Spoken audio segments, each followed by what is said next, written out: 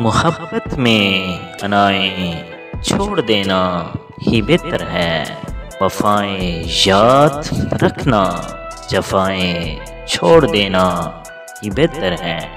खुले रखना दिल के रास्ते, नाराज़ लोगों पे जो वापस लौट आए, दर गुज़र करना ही बेहतर है। सभी लोगों से यूँ मिलना, अदब से गुफ्तगू करना, तकब्बुर में सुनो ज़रगर, बशर की तज़लील मत करना। नफ्स की ख्वाहिशात को कुचल देना ही बेहतर है।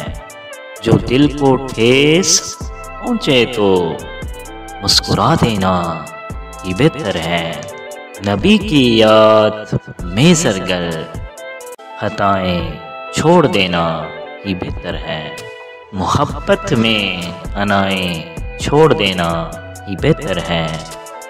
वफ़ाएं याद रखना, जफ़ाएं छोड़ देना ही बेहतर है।